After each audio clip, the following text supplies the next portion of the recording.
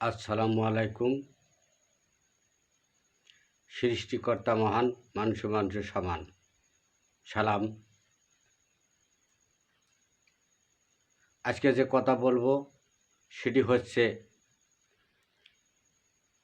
খাজা বাবা হজরত মঈনুদ্দিন চিশতি রহমতুল্লাহ আলাইহিকে নিয়ে যে ভুয়া একটা শব্দ তুলে এক আলেম যে ফেসবুকে উচ্চারণ করতেছে গোটা কয়েক মানুষ নিয়ে, এইটা কি আসলে ঠিক? খাজা মঈনুদ্দিন চিশতি রহমতুল্লাহ আলাইহি ভুয়া না উনি ভুয়া? যিনি আজমিরে এসে আনা সাগরের পানি এক নোটাতে ঢুকাতে পারে, যিনি ৯৫ লক্ষ মানুষকে কলমা পরে মুসলমান করতে পারে, তিনি ভুয়া না ওই আলেম ভুয়া? উনি হচ্ছে এজিতের বংশ। এজিতের বংশ না হলে কেমন করে বলতে পারে? ওনাকে জিজ্ঞেস করব যে উনি কেমন করে আলেম। কোরআনে কোন জায়গায় আল্লাহ তাআলা ওনাকে আলেম বলছেন এবং হাদিসে রাসূল সাল্লাল্লাহু আলাইহি সাল্লাম কোন জায়গায় ওনাকে আলেম বলছেন?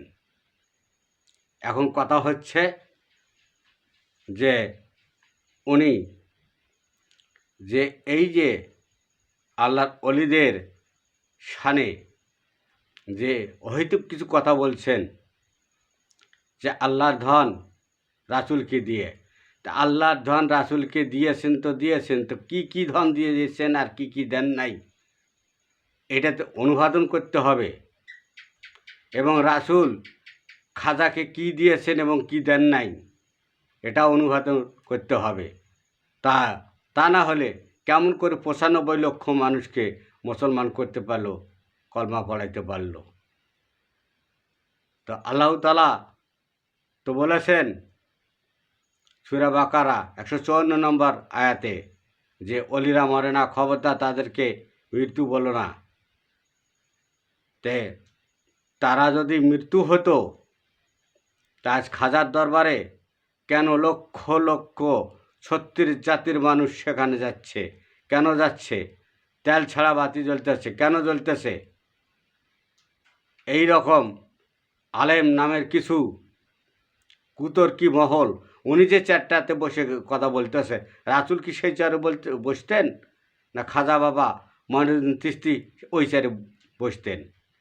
ওই চেয়ারে ইহুদির চেয়ারে বসে আবার ওনার যে শিষ্যগণ আছে তাদেরকে বুঝাইতেছেন ভুয়া করে। ভুয়া কাকে বলে? ভুয়া শব্দের অর্থ কী? ওনাকে আবার এই কথা বলতে হবে। এই কথা ওনাকে জিজ্ঞেস করতে চাই কেন উনি এই কথা বলবে। ওনাকে এর জন্য ক্ষমা চাইতে হবে।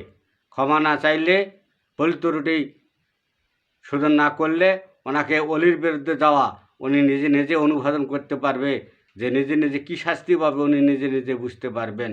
যে অলি আউলিয়ার দেশ, যে দেশে অলি আউলিরা মুসলমান বানাইলেন, কলমা পড়েন, সেই দেশে মাদ্রাসা মুক্ত করে তা আপনারা খাইতেছেন। আপনারা তো পরের কাছে হাত চান, ধান চাল, টাকা চান, মাদ্রাসা মুক্ত করে খাইতেছেন। তো অলিরা তারা চায় না, তাদের দরবারে মানুষ যায়, তাদের দরবারে মানুষ পাগল ছাগল সব ওখানে যায়, খায় দায়, বসে থাকে, পড়ে থাকে এক মৌলার কৃপার আশায়। তারা আসেই তারা ধনরত্ন চায় না, তার জমি জমা চায় না, সোনা দানা চায় না। তো এই রকম আলেম, কুতর্কি আলেম যদি আমাদের দেশে থাকে তাহলে আমরা আসলেই আমরা যে তরিকেন জগতের মানুষ, তরিকের মানুষ এলমে যে সাধনা করি, সাধন ভোজন করি, আসলে আমাদের পথে বাধা হয়ে দাঁড়াবে।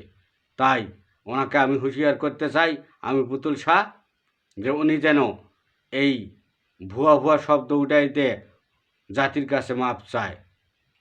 এই বলে আমার বক্তব্য আমি শেষ করলাম। আসসালামু আলাইকুম। আল্লাহ হাফেজ।